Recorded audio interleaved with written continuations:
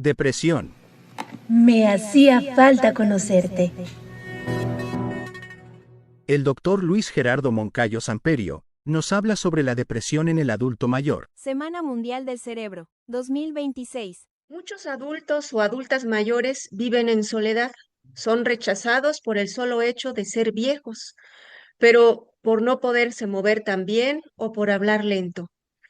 En este mundo que va deprisa, no hay tiempo para dedicarle a aquellas o aquellos que aportaron a la sociedad, que nos dieron cariño, enseñanzas o que simplemente fueron jóvenes como lo somos o lo fuimos nosotros.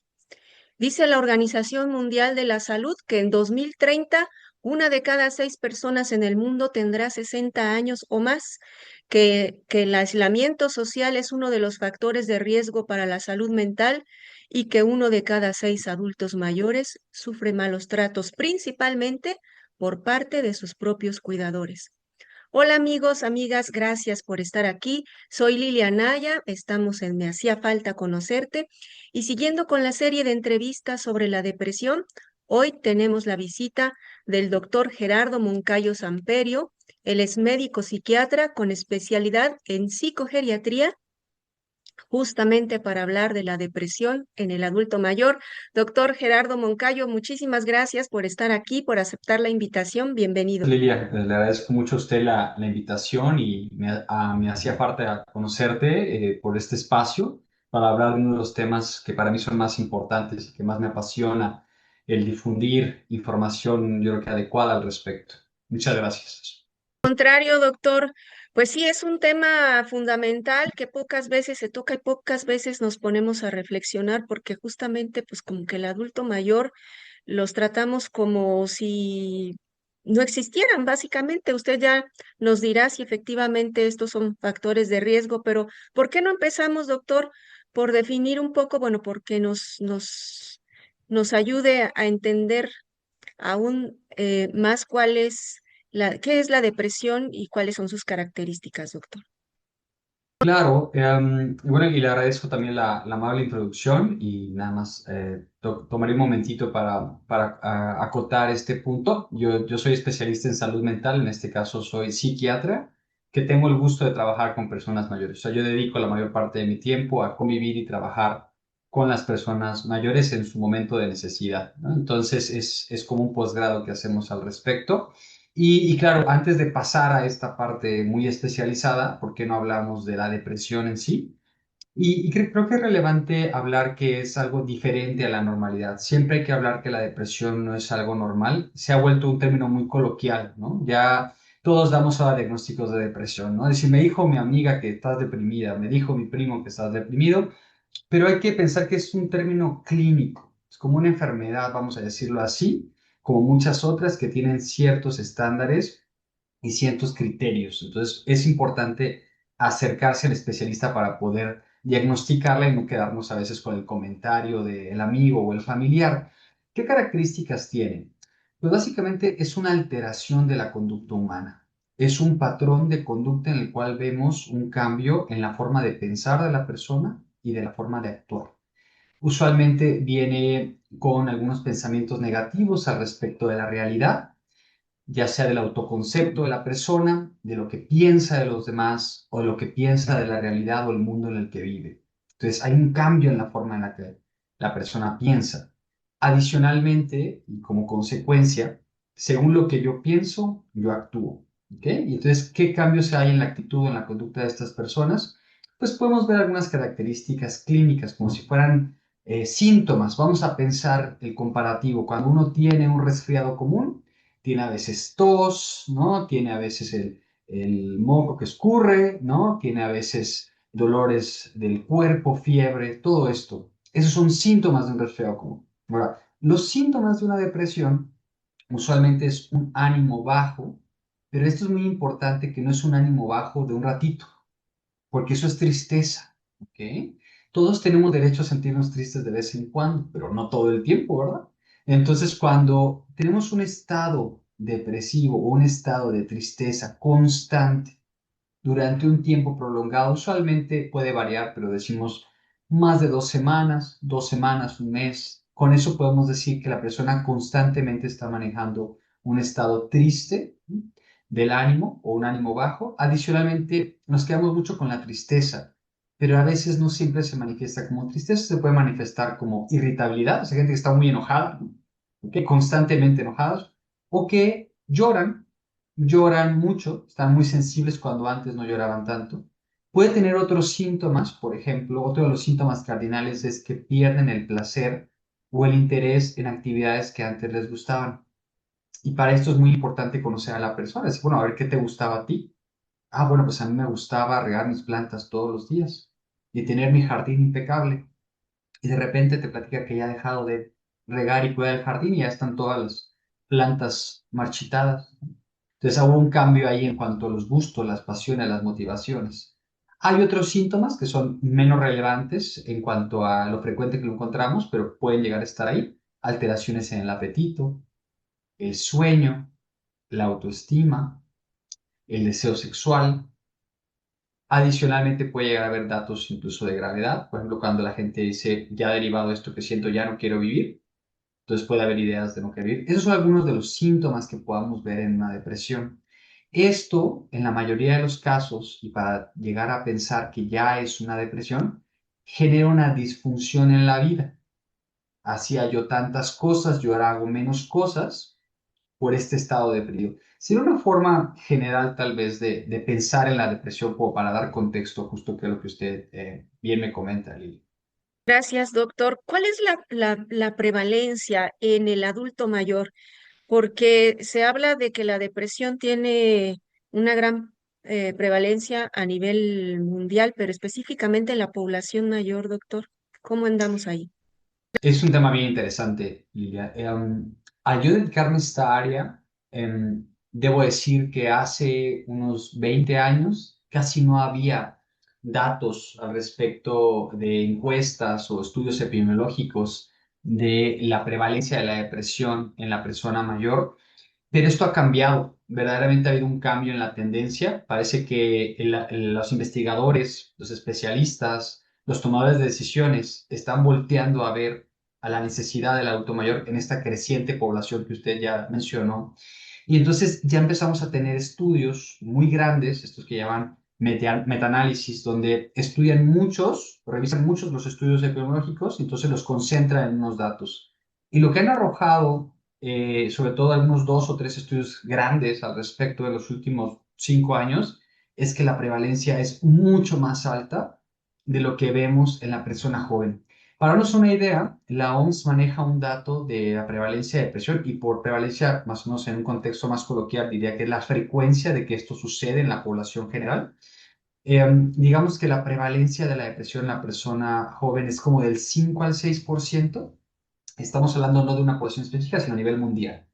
Ahora, estos nuevos estudios han mencionado que en la persona mayor eso se va hasta un 28 a 34%. Entonces, es altísimo, es casi 5 veces lo que vemos en el joven. Y tiene ahí un asterisco interesantísimo, donde uno cuando piensa en un joven, ¿qué usualmente piensa?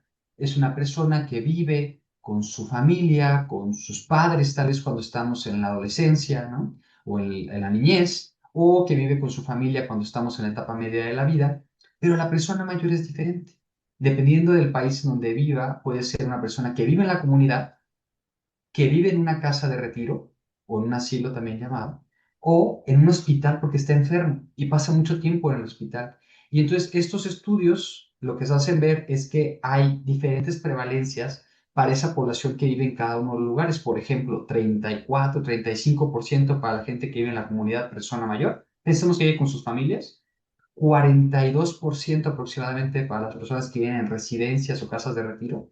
Y hasta 50% más en las personas que viven en un hospital porque están enfermos de una condición grave. Altísimo. Sí, es altísima. Doctor, ¿y cuáles son, digamos, los factores de riesgo? Porque me parece que ya ser adulto mayor por sí mismo podría considerarse un factor de riesgo. Usted me dice la edad, ¿no? Para la depresión, pero dentro de la depresión en el adulto mayor, ¿cuáles son las cosas que podrían detonarla, doctor, aparte de la susceptibilidad o la de la sensibilidad de cada organismo o la de predisposición? Justo cuando pensamos en la depresión, Emilia, y lo que pensamos es en una enfermedad o un trastorno multicausal. Así son casi todos los trastornos mentales. O sea, tienen múltiples causas. Y hablamos siempre de esta parte psicosocial, ¿no? Entonces sería en este caso como cuerpo, mente, ¿no? Contexto. ¿Ok? Entonces, esas son como las diferentes formas de pensarlo. La parte biológica, digo, en este caso a veces es la que es al menos interesante de comentar, pero hay cambios estructurales. Pensemos que el cerebro de la persona, conforme va envejeciendo, es normal que se vaya atrofiando. Poquito. Entonces, se va achicando. Eso es normal, lo vemos más en los 60 años en adelante, 70 años en adelante hay una atrofia que va a ser un poquito más marcada, que compensa y sigue uno funcionando, pero eso también genera una cierta labilidad, cambian también algunos receptores de ciertas sustancias en partes del cerebro, hay menos receptores de ciertas como neurotransmisores y también esto puede conllevar a mayor riesgo de depresión y también lo que se hace a mí más interesante es los factores psicológicos de la persona. Hay que pensar que cuando uno tiene el gusto de ver a una persona mayor, se topa con una persona que tiene una historia, esa persona que ya vivió y ha vivido mucho y tiene muchas experiencias y esas lo han marcado, lo han hecho la persona que tenemos frente a nosotros con todos sus beneficios, ¿no? Y también con todas sus necesidades o carencias. Entonces vemos que hay ciertas personalidades que como van envejeciendo a través de la vida tienden más a la depresión.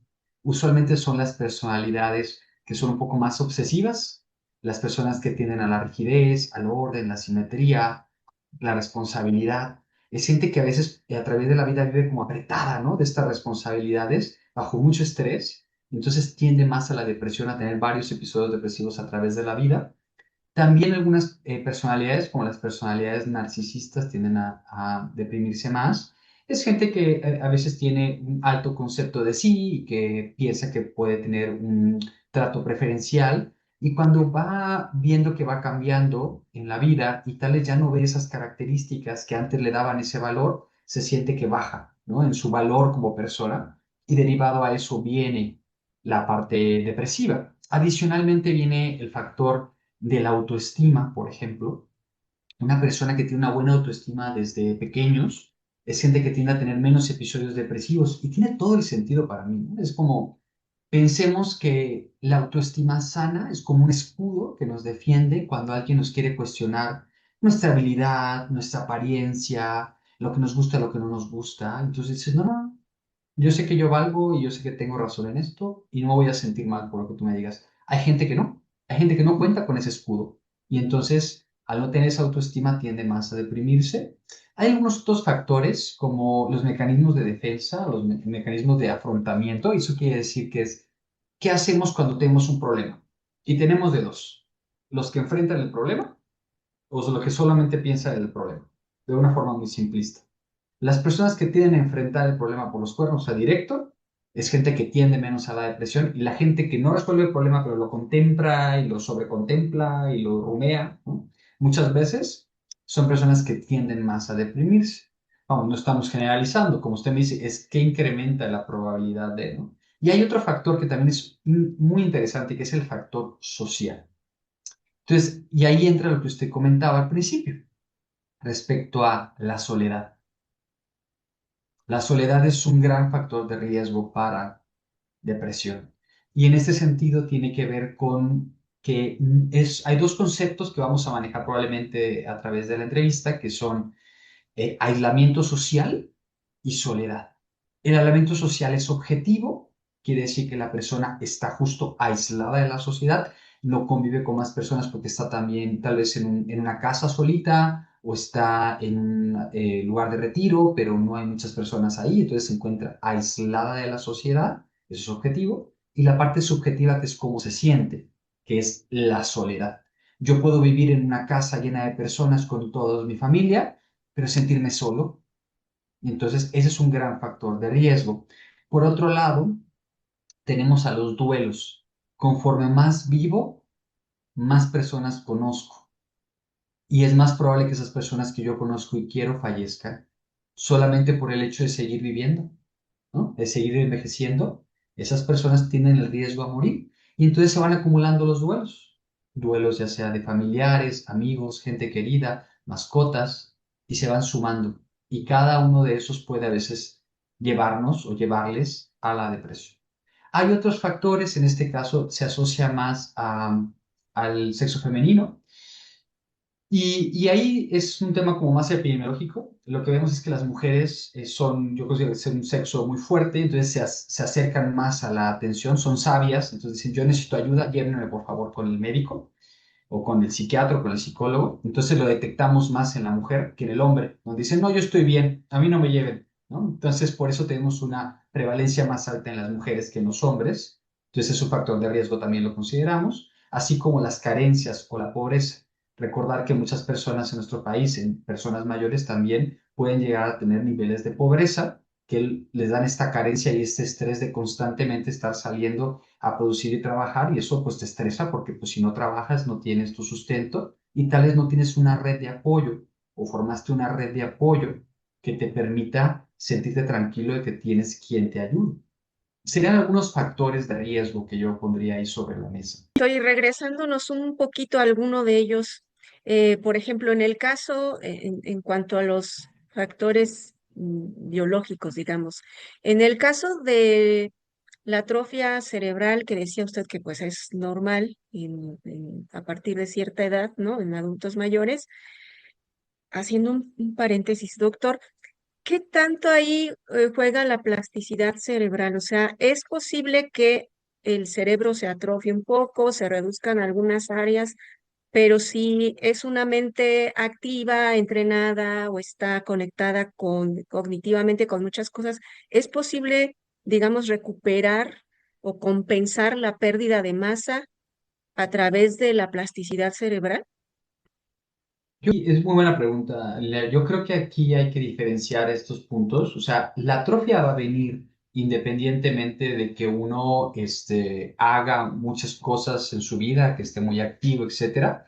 Claro, sí puede modular la atrofia cerebral. Por ejemplo, no va a atrofiar tal vez igual un cerebro de una persona que es muy activa, muy sociable, muy estudiada, a una persona que tuvo una carencia educativa porque no tuvo las oportunidades, que no socializa mucho y que no tiene actividad física. Desde ahí, claro, hay factores que son modificables, pero no lo revierte. Sí, el cerebro, digamos, ya no revierte, ya hay atrofia, pero aquí hay algo bien interesante.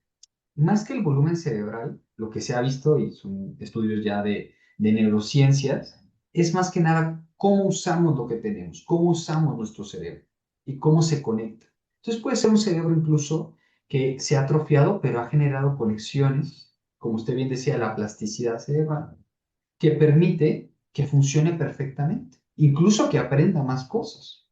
Pero aquí se mete otro factor, que conforme vamos envejeciendo, se van sumando ciertos insultos al cerebro. Los insultos es un término muy técnico, pero insultos es todo aquello que lastima al cerebro. Entonces vamos a pensar que yo nazco y estoy sano completamente, pero a partir de la etapa media de la vida es más probable que me empiecen a dar unas enfermedades, presión alta, alteraciones en la glucosa, problemas de grasas, alteraciones de la tiroides. Entonces yo empiezo a cargar, ¿no?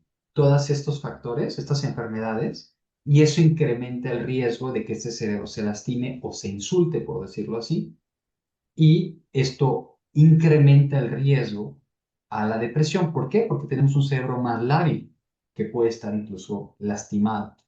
¿Me explicó? Perfectamente, doctor. Ahora, mencionaba los duelos que se van acumulando y bueno, lógicamente al llegar a la adultez mayor, pues tenemos mucho más pérdidas acumuladas, ¿no? Pero, ¿qué contexto tan fuerte, ¿no? Se vive en el adulto mayor porque no solamente son pérdidas humanas, ¿no, doctor? Vamos perdiendo la juventud, o sea, perder la juventud, vernos en el espejo y ver que nuestro físico se va modificando, que vamos perdiendo ciertas capacidades o ciertas em, características físicas, pues también duele y también pega, más las enfermedades, más como usted dice, pérdidas de familiares, la pérdida del entorno, ¿no? O sea, hasta un árbol con el que crecimos y que nos talan, pues nos duele, ¿no? Yo diría que sí, que es muy relevante y hay, como usted bien dice, son diferentes tipos de duelos que se pueden ir sumando. Es el duelo tal vez de la salud, cuando pasa mucho, un ejemplo es cuando te diagnostican diabetes, por ejemplo, la gente vive un duelo de salud con la subjetividad de lo que opinamos de la enfermedad. Por ejemplo, no es lo mismo que nos diagnostiquen que tenemos una uña enterrada a que nos diagnostiquen cáncer, ¿no? Entonces hay como ciertas enfermedades que uno lo vive como un gran duelo y otras como un pequeño duelo,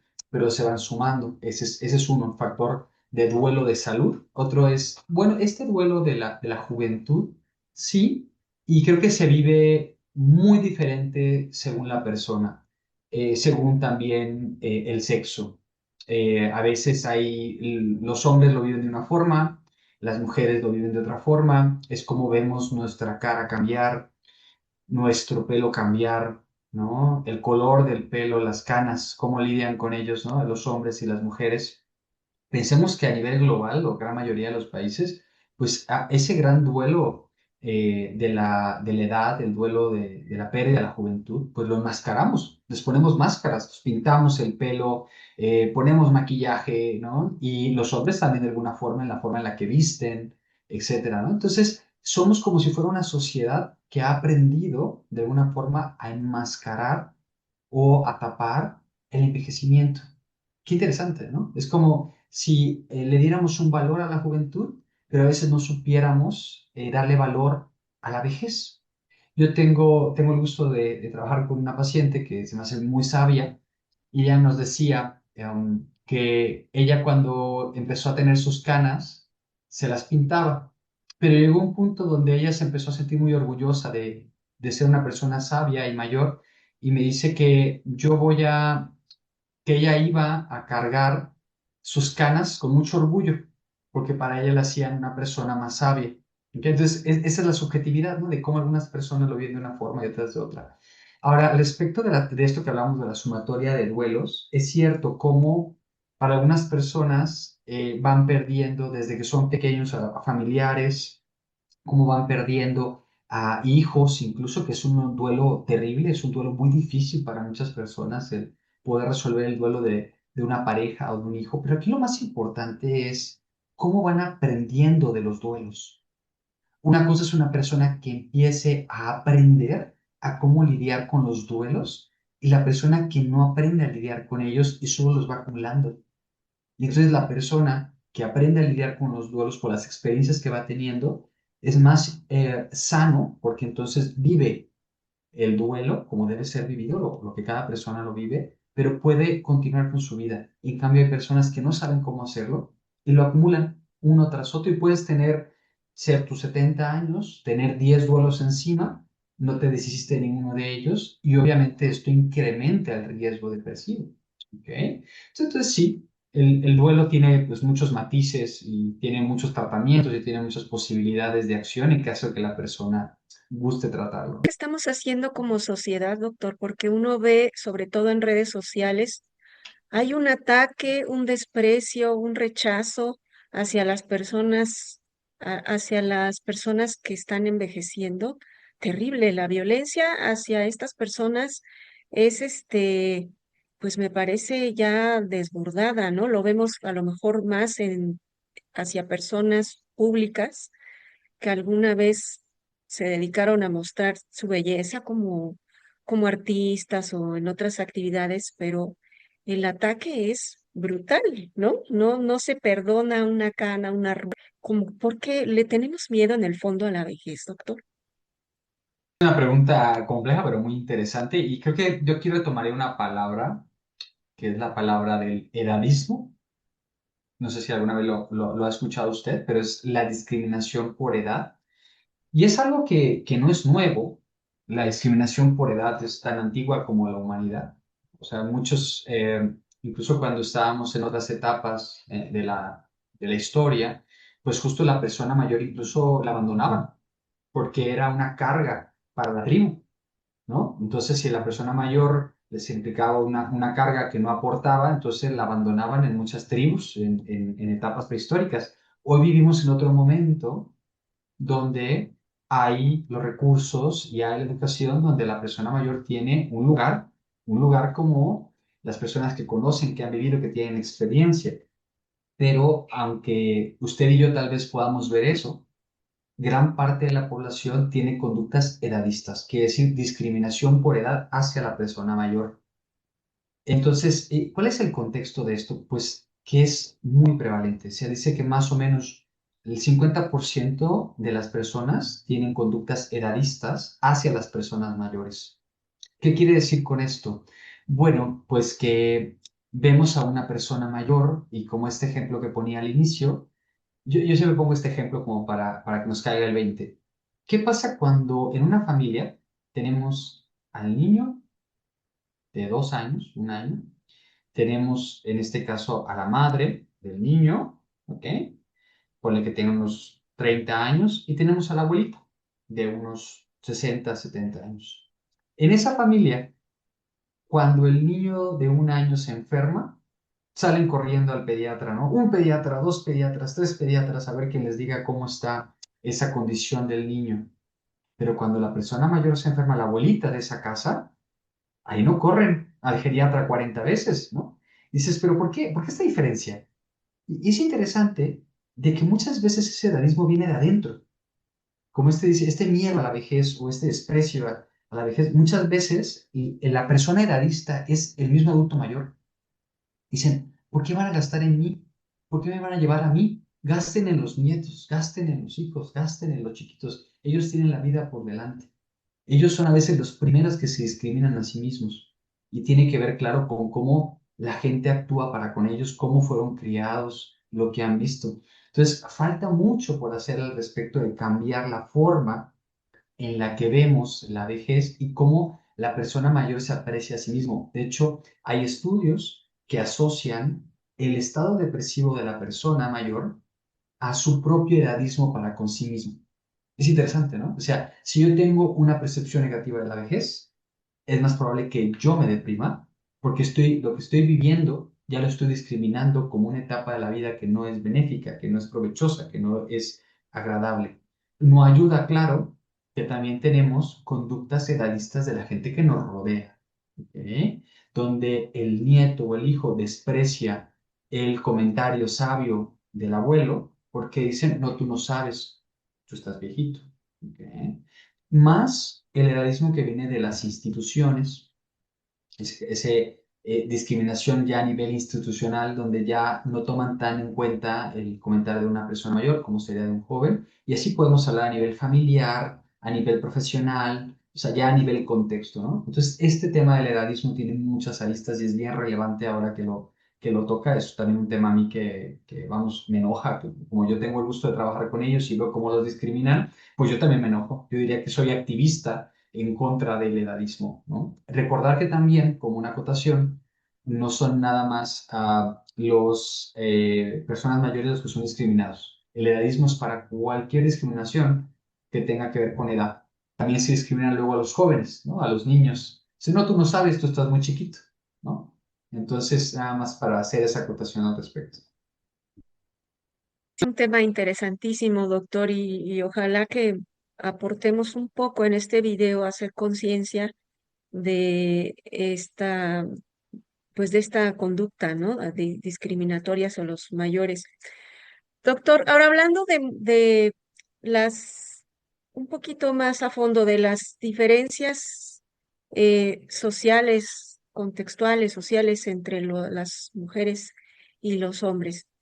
Las mujeres, dice usted que acuden más a consulta, pero también las mujeres tienen muchos factores de riesgo, ¿no? Está la cuestión hormonal, a veces también fueron mujeres, digo, en esta sociedad machista y de violencia em, por ser mujer, ¿no?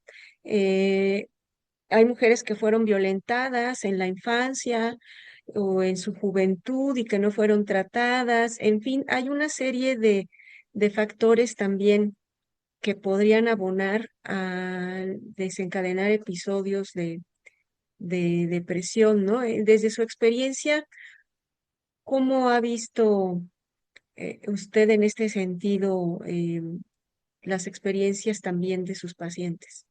Es cierto, cada sexo tiene algunos factores de riesgo particulares. En este caso, en la mujer, bueno, creo que hay varias caras que podemos ver de la depresión en la persona mayor.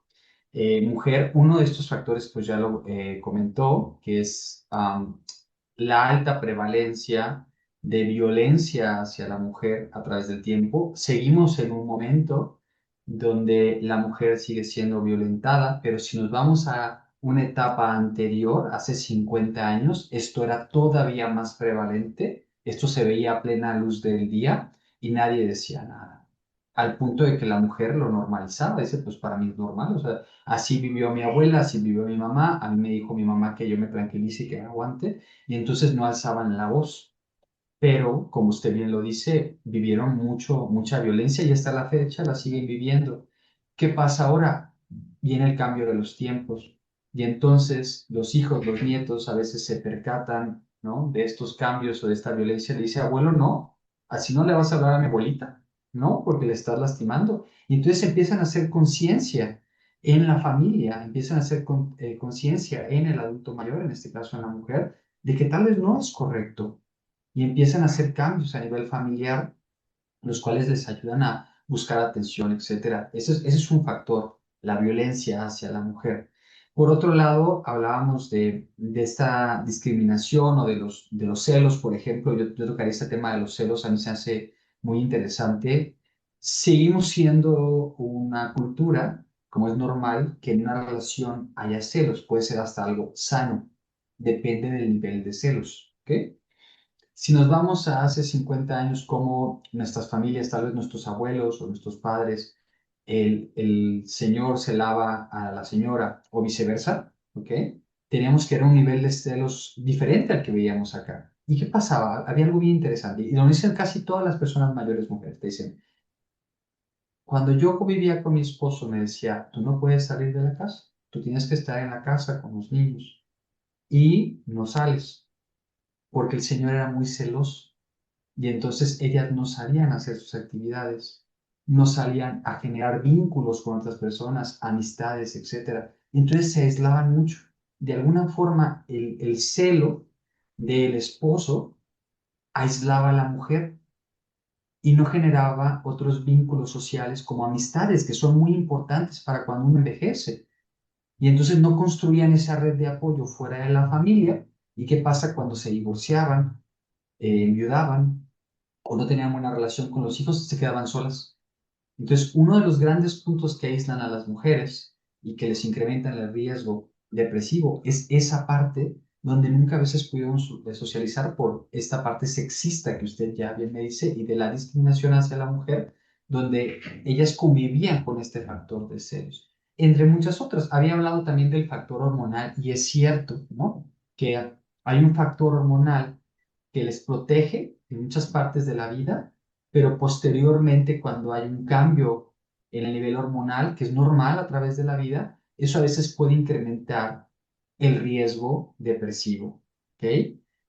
Incluso ha habido estudios al respecto del uso de hormonas o no, y se ha visto que el uso de hormonas anticonceptivas de forma masiva a nivel de salud pública ha tenido consecuencias también para la salud mental y la salud cerebral de la mujer, porque pueden llegar a incrementar el riesgo de deterioro cognitivo o incrementar el riesgo de trombosis, entre otros puntos. Entonces, hemos visto que ha tenido pros y contras el uso de estos hormonales para las personas mayores, o en este caso para las personas mayores que envejecieron con ese tratamiento. Hoy por hoy seguimos teniendo personas mayores que vienen con su hormona que les dieron desde hace 30, 40 años y que esa hormona a veces puede llegar a tener consecuencias para su salud cerebral. ¿Qué tan cierto, doctor, es que los hombres, digo, comparando hombres solos con mujeres solas, son los hombres los que resisten menos esta condición porque las mujeres tienen a los hijos. O sea, es un poquito a lo mejor contradictorio con lo que acaba de decir, pero eh, es enfocada a la circunstancia de los hombres que tienen menos contacto o vínculos con los hijos y con la familia, o suelen hablar menos de sus problemas y que es mucho más vulnerable el hombre ante la soledad que la mujer. ¿Qué nos dice? Aunque ya nos dijo que no es lo mismo sentirse solo que estar solo, ¿no? Pero, ¿qué nos puede decir de los hombres ahora?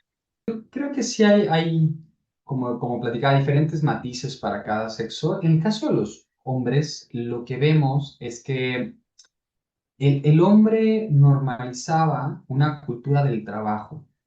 El buen hombre en esas etapas era el hombre que podía sostener a su familia, que podía producir, que tenía trabajo, uno o dos trabajos, y que era un buen sustento familiar. Eso tenía consecuencias, porque entonces el hombre pasaba fuera de la casa mucho tiempo, trabajando en exceso a veces, o muchas horas, muchas jornadas, y entonces, ¿qué pasaba? Que toda su vida era el trabajo, toda su vida era el trabajo, más que la familia, más que los hijos, más que otras cosas, se dedicaban al trabajo. Entonces, cuando viene el cese laboral, cuando viene el cese de esa cultura de lo que se dedicó toda la vida, veamos que el hombre entra en un proceso depresivo muy marcado.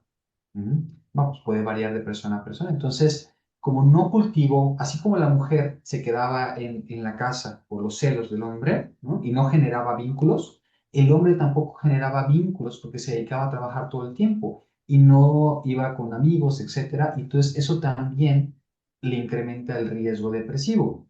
Hay diferentes contextos donde a veces el hombre puede hacerse de sus amistades o sus vínculos en el ámbito laboral, hay veces donde no, y entonces llegan a la parte mayor aislados. Adicionalmente, como no pudieron a veces generar o fomentar habilidades sociales, porque se la vivían en algún trabajo que podía ser monótono o mecánico, entonces llegaban a la etapa de ser adulto mayor con menos habilidades sociales que la mujer, que tal vez sí pudo socializar, como usted me dice, con los hijos, familia, hermanos, y entonces llegaban como con menos habilidades para socializar. Entonces es más difícil generar un nuevo amigo, una nueva amiga, cuando es una persona mayor y como usted dice, están aislados. Por otro lado, viene la parte de la cultura por las cuales fueron inculcados desde que son pequeños. Y muchas veces veíamos mucho el hombre que no comunicaba. Nos decía, oye, me siento mal, oye, me siento triste, oye, necesito ayuda, porque asocian la fortaleza, el no necesitar atención médica con el hombre que está sano o el hombre que es fuerte y entonces no piden esa ayuda y van deteriorando a veces más rápido porque las enfermedades se van acumulando y no las trabajan, digamos, no las atienden. Entonces esto les incrementa también el factor de riesgo para deprimirse o para deteriorar su estado de salud general, que es con lo que a veces podemos gozar de una vejez exitosa y con disfrute. Entonces, incluso pensémoslo así. ¿Qué mejor representación de esto que la esperanza de vida? El hombre usualmente vive 5 años menos que la mujer. Y uno de esos factores es biológico, pero también tiene que ver con contexto. La parte social, la parte laboral, las jornadas, etcétera, ¿no? Son 5 años aproximadamente, mientras una mujer, por lo general, al menos en el contexto mexicano, vive 77, 78 años, ¿no? El hombre vive 72, 73. Y hay ese gap, o sea, esta parte, este distanciamiento en cuanto a las esperanzas de vida, justo por la historia de vida que llevaron. Gracias, doctor. Le quiero preguntar sobre el tratamiento y las diferentes circunstancias del adulto mayor, pero antes de eso, me gustaría que nos platicara cómo llegan los pacientes a consulta. ¿Los llegan por sí mismos? ¿Cómo hacen conciencia desde su experiencia? O bueno, no sé si haya datos estadísticos. Yo creo que esto es muy interesante. Yo diría que, digo, y también hay datos publicados al respecto, pero las personas que usualmente llegan a atención en salud mental por su propia voluntad, que son personas mayores, es gente que en algún momento convivió con la atención de salud mental en el transcurso de su vida, ya sea su familia, alguien cercano, y normalizaron el acercarse al psicólogo o al psiquiatra. Pero para la gran parte de la población nunca convivieron con esta especialidad y tuvo que haber venido. Y lo que vemos frecuentemente en la consulta es la preocupación del hijo, el nieto, el hermano, decir, oye, yo te veo triste, yo te veo mal, ¿has pensado ir con este doctor o esta doctora? Y dicen, no, no, no, no, yo nunca voy a ir con ese doctor, ¿no? Porque hay mucho estigma al respecto de la especialidad o estigma al respecto de la salud mental. Hace muchos años y hasta la actualidad dicen que los psiquiatras o los psicólogos vemos a gente que usa esta palabra de locos o locas. Nosotros no nos gusta esta palabra, la consideramos peyorativa. Nosotros no vemos gente loca o loco, vemos gente que tiene una dolencia, ¿no? En su forma de pensar, tiene una dolencia en su forma de sentir, y eso es a lo que nos dedicamos. Pero eso no lo ven muchas personas que no convivieron con ello. Entonces llegan justo, como bien lo comentaba, por el darle gusto a la hija, a la nieta, para venirse a tratar. Ya que llegan y ven que la consulta es amable y que, pues, usualmente la consulta puede ser con un doctor o doctora que es muy cordial, pues ya les gusta porque encuentran un espacio para poder hablar al respecto y entonces les gusta venir a sus consultas de chequeo, etcétera. Pero esa primera barrera es a veces muy difícil de romper, al punto que hay muchas personas que no llegan. Por ejemplo, le voy a poner un ejemplo. Y yo en mi área, que es de psicogeriatría, o sea, psiquiatría de personas mayores, hay adultos mayores, no pasa más en el caso de los hombres, como ya lo platicamos, que no acceden tanto a la atención. Dicen, no, yo con ese doctor no voy a ir, ¿no? Porque yo no quiero esa atención, yo no necesito eso. Y entonces hay que ser sabios, en ese sentido podemos referirlo con un geriatra, por ejemplo, que dentro de su formación tiene una parte de salud mental, tiene algunos conocimientos de salud mental, y si ve, ¿qué tal si no va con el psiquiatra, pero si lo mando con el geriatra o con el neurólogo? Si es que tiene algunos conocimientos de salud mental, y tal vez ahí accede. Aquí el punto es ayudar al paciente y sabernos adaptar a él y saber cuándo sea una referencia adecuada al servicio que lo pueda atender. Entonces, eso es también algo que vemos en la consulta, pero usted bien dice, sigue habiendo hoy en todas las edades estigma hacia la salud mental, pero sí ha habido muchos cambios. Ahorita vemos incluso, diría yo que de la pandemia para acá todavía más marcado, que las generaciones jóvenes incluso lo ven de boca, decir, "Ay, yo voy con mi psiquiatra, ¿no? Y se sienten como muy orgullosos de que van con el psicólogo o el psiquiatra, decir, yo atiendo mi salud mental, como si fuera algo en boga, algo en moda, algo que es bien visto, y llega el punto en que lo normalizan. Todavía hay mucho trabajo por hacer para que esto llegue a las personas mayores, pero cada vez más se está abriendo. Así es como llegan usualmente a la consulta. Ahora sí, doctor, háblenos del tratamiento y las diferentes circunstancias, porque estoy pensando en que a lo mejor, en cuanto al apego al tratamiento, ¿no? Estoy pensando que a lo mejor no es lo mismo alguien que vive con su familia y tiene el apoyo de su familia, a alguien que vive en soledad y tiene que forzarse, ¿no? Está deprimido, deprimida y además tiene que hacer un esfuerzo por apegarse al tratamiento o alguien que vive con un cuidador que lo maltrata o que vive en un asilo. En fin, cuéntenos un poco sobre eso. ¿Tratamiento se refiere usted al tratamiento de la depresión? Sí, sí, al tratamiento de la depresión, que me imagino Ujú. que es lo que hemos visto aquí en el transcurso de esta serie de videos, es que, bueno, hay un tratamiento farmacológico con los antidepresivos acompañado de terapia, ¿no? Y otras cosas, pero los adultos mayores se suman estas circunstancias, ¿no, doctor? Sí, yo diría que aquí lo que yo quisiera resaltar al respecto del tratamiento es que el adulto mayor también se puede ver beneficiado, como cualquier etapa de la vida, del tratamiento de la depresión, de la detección temprana o adecuada de la depresión y su tratamiento. Porque incluso, digo, ya abundando en esto antes de pasar justo al tema de tratamiento, es detectarlo impide y tratarlo adecuadamente impide que la persona baje su calidad de vida durante el tiempo que tiene el proceso depresivo. Y recordar que la depresión tiene consecuencias. La depresión tiene consecuencias en la funcionalidad, en el disfrute e incrementa el riesgo para enfermedades cardiovasculares, para la demencia. Por eso es muy importante tratarlo, sobre todo en esta etapa de la vida que el cerebro es vulnerable. Si no tratamos esa depresión, es más probable que la persona tenga deterioro cognitivo. Ahora, en cuanto a qué hacemos con el tratamiento de la depresión en la persona mayor, como usted bien dijo, siempre hay dos corrientes de tratamiento. La no farmacológica, es decir, la que no implica medicamento, y la de medicamento. Resaltaría primero la primera parte, la no farmacológica. que viene siendo, en la mayoría de los contextos, la psicoterapia. Vuelvo a esto que hablábamos al respecto de que este grupo etario no está familiarizado muchas veces con la terapia.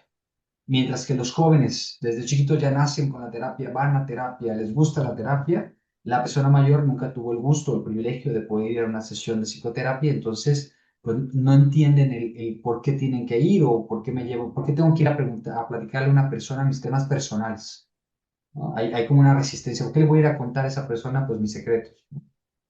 Entonces, hay mucho trabajo que los especialistas de salud mental y los especialistas de la salud en general tenemos que hacer para romper esa barrera, donde le comentamos a la persona mayor que se puede ver beneficiada de una psicoterapia, porque hace unos años, cuando empecemos 20, 30 años, el área médica descartaba el mandar a la persona mayor a una psicoterapia porque pensaban que no iban a tener beneficio. Hay mucho estigma, ahí está el edadismo de la misma área médica, de la misma área de salud. Pensaban, no, las personas mayores no pueden cambiar, no, las personas mayores son rígidas, no, ya para qué, ya está muy grande. Eso de los comentarios que escuchamos y los escucho hasta la actualidad todavía.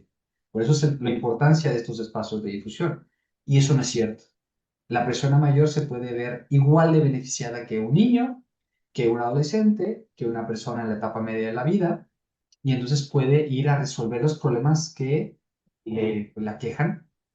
Hay que pensar en la psicoterapia como un lugar que la persona aprende, es un lugar de aprendizaje, es un lugar donde la persona puede aprender a lidiar con sus problemas. Yo a veces hablo con ellos en la consulta y digo, ¿usted sabe cómo lidiar con sus emociones? ¿Qué hace si se pone enojado? ¿Qué hace si se pone triste? ¿Qué hace si se pone ansioso? Y dice, no, no, pues no sé, nadie me enseñó. Es algo que no me enseñaron en la escuela. Y entonces le dicen, bueno, pues pensemos que es como un curso, como una escuela donde nos van enseñando al respecto de cómo lidiar o trabajar eso. O sea, hay que pensar que la persona tal vez nunca ha conocido qué se implica una psicoterapia. Entonces viene el trabajo del proveedor de salud de explicarle en qué consiste para que la persona se abra a la posibilidad de ir. Ahora, ¿por qué es todavía más relevante en este grupo etario? Por algo que ya comentamos. Las personas mayores, estadísticamente hablando, tienden a tener más enfermedades que los jóvenes. Y entonces, ¿qué pasa? Al tener más enfermedades que los jóvenes, las enfermedades y los medicamentos que toman para esas enfermedades a veces dificultan qué medicamento les vamos a dar. Se les pueden dar, pero lo dificultan. Si hay que pensar un poquito más, hay que decir, a ver, ¿qué enfermedades tiene este paciente? ¿Qué medicamento está tomando? Ok, entonces este antidepresivo, este sí, este no. ¿Por qué? Porque hay una complejidad al respecto de las posibilidades o los efectos que pueda tener el medicamento. Y esa es la virtud de la psicoterapia en la persona mayor. No tiene efectos adversos. O sea, no tiene efectos adversos, no genera complicaciones con otras enfermedades y por eso es que hay que fomentar incluso que en casos de depresiones leves, es decir, donde sí tiene la depresión pero tiene una sintomatología leve, exclusivamente, idealmente, el tratamiento es con psicoterapia, sin fármaco. Y eso es una máxima para todo grupo etario, que estamos fomentando ya desde hace años en el tema de la salud mental. Ese es un punto. Por otro lado viene el otra área de lo farmacológico, que es el no decir que por ser adulto mayor no le quiero dar medicamentos, porque también hay una gran parte de los médicos o de los especialistas que dicen, es que es adulto mayor, y si le doy el antidepresivo le va a caer mal, y es que tiene los dos medicamentos, y me da flojera ver que si este medicamento va a checar con este, entonces mejor no le doy nada, y nada más dejo que la depresión avance. Y también estamos ahí teniendo una omisión al respecto del tratamiento, y recalcaría que el adulto mayor también se puede ver beneficiado del tratamiento de los medicamentos, los antidepresivos, farmacológico. Hace 20, 30 años pasaba esto al respecto del edadismo, incluso en investigación, donde no había datos de que si ayudaba o no a los adultos mayores. Lo único que hacíamos era que extrapolábamos los datos de los ensayos clínicos o los estudios de los jóvenes y decíamos, pero igual sí le ayuda a los mayores. Y pues lo intentamos con dosis pequeñas. Hoy por hoy ya hay ensayos clínicos publicados al respecto de cómo le va a la población adulto mayor con ciertos antidepresivos y vemos que son medicamentos muy nobles, muy seguros que podemos dar a la persona mayor, claro, con una adecuada prescripción, un adecuado estudio del caso y un adecuado seguimiento. Perfectamente se le puede dar un antidepresivo que le puede cambiar la vida, puede mejorarle su calidad de vida, ayudarle a salir del episodio depresivo aparte de otros síntomas que pueda tener, comórbidos como ansiedad o psicosis que van pegadas a la depresión. Entonces, pues eso, es justo fomentar, es decir, no dejemos de ayudar a la persona mayor por el desconocimiento. Fomentemos la psicoterapia, fomentemos el medicamento porque ambos le pueden ayudar. Me gusta, doctor, que vayamos cerrando esta entrevista con esperanza y con datos positivos. Entonces, ¿es posible que una persona mayor pueda tener una mejor calidad de vida, que se conecte con otro tipo de emociones, que pueda ser feliz? Vamos. Claro, definitivamente o sea, la depresión es tratable. Esa es la belleza de este punto, la depresión es algo que es detectable y es tratable. Y entonces hay que detectarlas y tratarlas adecuadamente para que la persona pueda seguir con su vida, disfrutando de su vida y recordar que esta vida que queremos que la persona disfrute, nosotros podemos ayudarle dentro del tratamiento a que pueda tener otra experiencia de ello hacia el disfrute. Ahora, creo que hay estos matices sociales que ya tocaba y también podemos prescribir o hacer recomendaciones al respecto de lo social. Es decir, usted ahorita es la prescripción social que le llamamos, es un nuevo término que se implica el no prescribir solamente psicoterapia o prescribir los fármacos. Es decir, puedo yo prescribir como proveedor de servicios de salud, oiga, le voy a recomendar que haga ejercicio 4 veces por semana, de este tipo, de esta forma, con este rehabilitador. Y eso puede ayudar también a salir de la depresión. O puedo yo prescribir, por ejemplo, el que haga actividades con su familia de cierta forma para que se sienta más acompañado. En este caso estoy fomentando redes sociales. Voy a fomentar que vaya a la casa del adulto mayor los jueves que tengan actividades justo para este grupo etario, ya sea divertidas, juegos, etcétera. O sea, hay más allá que solamente la psicoterapia y el medicamento. También está justo esto del matiz social que podemos prescribir. O, por ejemplo, si vemos que la persona se siente muy aislada y no tiene el apoyo, tal vez un cuidador o cuidadora con la que tenga mucha química, con la que verdaderamente se sienta acompañada y querida, les puede cambiar la vida. Entonces hay que tener esta visión, ampliar nuestra mente, ampliar nuestra visión para ver todas las áreas de oportunidad que una persona mayor con depresión puede tener. O sea, a ninguna edad es normal sentirse triste permanentemente o sentirse mal con la vida. Exactamente, a ninguna edad la depresión es normal, porque justo como lo dice, hay mucha gente que piensa que lo normaliza, que por ser uno un adulto mayor va a estar triste o apático, ¿no? Y entonces como uno tiene esa preconcepción con ese edadismo, ¿por qué buscar ayuda? Y entonces me gusta mucho lo que dice Lilia y recalcar, en ninguna etapa de la vida es normal la depresión y siempre necesita tratamiento, siempre necesita ser detectada y dar seguimiento hasta que la persona se sienta mejor y se puede dar de alta. Doctor, no quisiera cerrar esta entrevista sin conocer un poquito más de usted. Cuéntenos, ¿por qué, por qué eligió no solo ser psiquiatra, sino además dedicarse a los adultos mayores? Yo diría que ya desde que yo estaba en la residencia, o sea, mi formación médica siempre fue el grupo que se me hizo más interesante. Es como este grupo que siempre tiene muchas experiencias y muchas historias que contarte, gente muy sabia que justo ha vivido tantas cosas. La interacción con ellos es usualmente de cordialidad, te dan a veces incluso, sales con un consejo en la consulta, doctor, arrópese, doctor, haga esto, ayúdese, ¿no? Entonces, como siempre ves como esta parte noble de este grupo etario, al menos que he sido mi experiencia, también viene en un factor personal, como todos, siempre los caminos que escogemos tienen factores personales y mis abuelos fueron una gran influencia para mí, fueron gente muy preciada en mi vida, los cuales ya han fallecido, pero siempre me gustó mucho el trato, yo admiré mucho la forma en la que ellos vivían la vida y dije, pues a mí me gusta trabajar con este grupo de personas. Entonces, tiene que ver con la parte personal y tiene que ver con la parte profesional. Y en esta parte profesional hay también un matiz donde no somos muchos, somos muy pocos los psiquiatras que nos gusta trabajar con personas mayores y que conocemos de esta área o que nos hemos dedicado a esta área. Y por eso creo que es lo importante de estos espacios de difusión para conocer más al respecto y de formar nuevos recursos humanos, nuevos psiquiatras, nuevos médicos que puedan también trabajar en esta área. Hay un también otro punto que es que puede ser incluso tanto interesante como desafiante. No es lo mismo trabajar con una persona joven de 20 años, que es como un canvas en blanco, que no hay nada de enfermedades y entonces puedes usar cualquier medicamento y prescribir cualquier estudio, etcétera.